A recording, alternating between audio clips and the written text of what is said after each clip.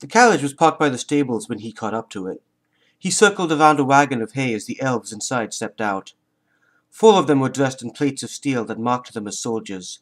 The 5th was Morgurn, a senator from Del Thurk. Grodny had seen him often enough. He came regularly to recruit for the war against the dragons, sometimes successfully and sometimes not, but never this far from the castle. Why were they meeting here? Morgurn was dressed in the usual attire of a senator. He had a loose-fitting sepia robe that was tightened at the waist by a maroon rope. Today, Morgurn had chalk-white hair down to his shoulders that ran parallel to the indented lines in his cheeks. On previous occasions when Grodny had seen him, his hair was either silver or grey, or white with a bluish hue. Like the thickness of Grodny's green slivers and other elves' hair, its appearance was dependent on the season and weather. Morgurn sat on a bench and intertwined his fingers over his frown. A horse came galloping from across a hill. Grodny's heartbeat quickened when he saw the rider. Morgurn had come to get Sifrid, the drake-slayer of Skandar. Sifrid had always been one of the biggest men Grodny had ever seen.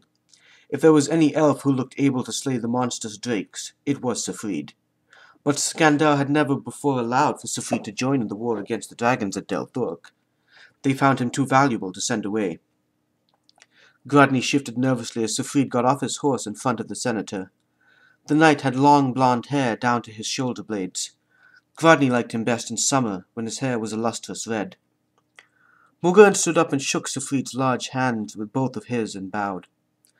Grodny strained to hear them, but was too far away, and the soldiers heaving Sifrid's belongings into the carriage were not helping the matter. He skipped to a haystack that was closer and crept around the edge to poke his ear out. "You are not going to send me to the Zipakna Mountains?" Sifrid yelled. Morgurn was smiling, a contrast to his demeanor a couple minutes ago. Sifrid was not returning the gesture with any measure of kindness, and seemed to become rude and more agitated. The Drake-slayer said something final to the senator before stomping into the carriage. Grodny twitched. As wide the smile on Morgurn's face was during his conversation with Sifrid, it was now as tight a scowl. The senator looked to either side before silently spitting through his thin lips. He put on his smile again, then climbed into the carriage before it rode away. It was already past the time Grodny was meant to return, so there was no need for him to rush back. He plodded back to the orphanage, while his father's medal dangled from his neck. Morgurn's scowl stuck with him. He tried to figure out what it meant and didn't realize that he was cutting through the field until he was halfway through it. There was a commotion to his left. Whatever was happening earlier had escalated. Grodny kept his eyes in front of him when he heard the raised voices of Falkland and the nuisance, though he was curious if the boy had actually found some courage.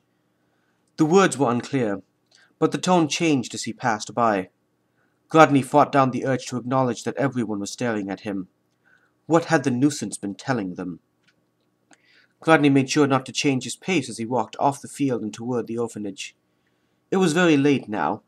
Even when the caretaker could see him coming, Grodny continued to walk toward the fence that surrounded the orphanage. "You missed dinner," the caretaker said when Grodny got to the gate. "I know. Do you expect us to feed you?" Grodny's stomach felt hollow, but he knew the answer. "You are not special," the caretaker declared. Grodny raised his head and looked the man straight in the eye. He was a large man, with round facial features and a shabby red beard. "We'll see. At least I will not be a fat pig." The caretaker grabbed Grodny by his hair and yanked him across the threshold of the gate. "Get to your room. You are not special. You are like everyone else." Grodny found his footing and walked along the jagged stone path. He threw his head up so that the caretaker could see it as he sauntered onward into the ugly stone orphanage. Annuals ago, before even his late father was born, Skandar had begun to grow. They built a new prison to deal with the problems that came with the development. Several annuals later, when the growth led to the need for an orphanage, they rebuilt the metal fence around the old prison and put up a sign. The development then crumbled, due to reasons that Grodny did not know, and probably never would. It seemed to him that the orphanage was the only thing to come out of it. Grodny stepped over the threshold of what was a hollowed-out rectangular block of black stones. Along the single corridor were torches that were strapped to the wall every 4 doors. Grodny's room was at the end.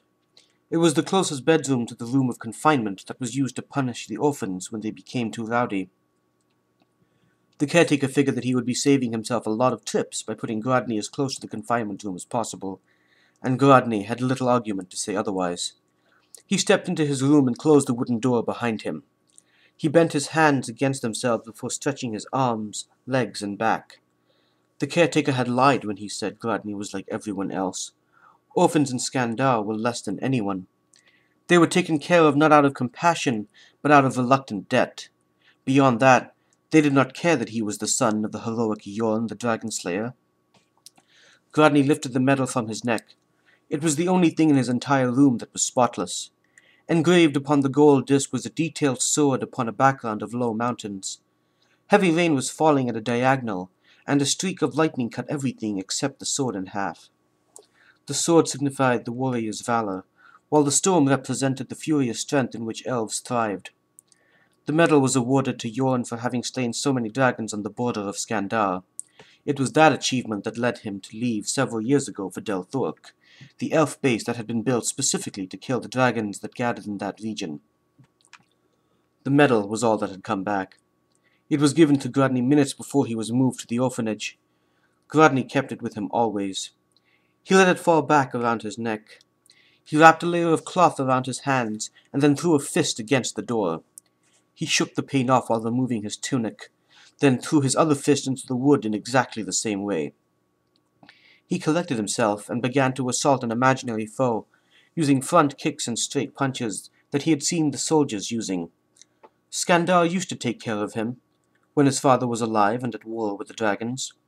Grodny had lived in the good care of those who served the nation.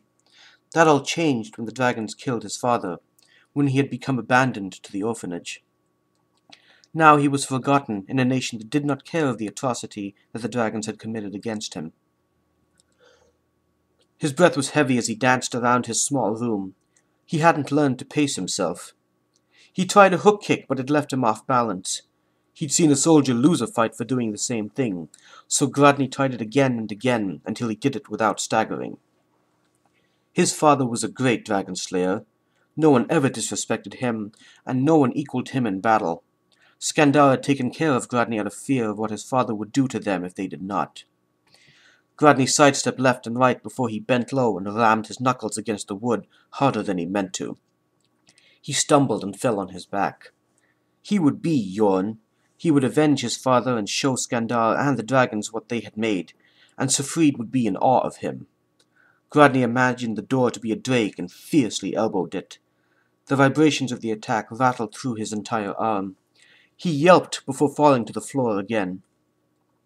The light of the corridor went out. "Enough noise, boy! Go to sleep!" came from the tiny barred hole of the door. "Come in here and make me!" Grodny yelled back as he crawled onto the stiff straw mattress. He rolled deeper into the bed, wearing a painful grin as he cradled his knuckles and elbow in turn. The caretaker would doubtlessly tell others as always what he had seen and heard. That would keep the other boys afraid of him. He rolled onto his stomach and continued to toss and turn on the blood-spotted mattress till he fell asleep.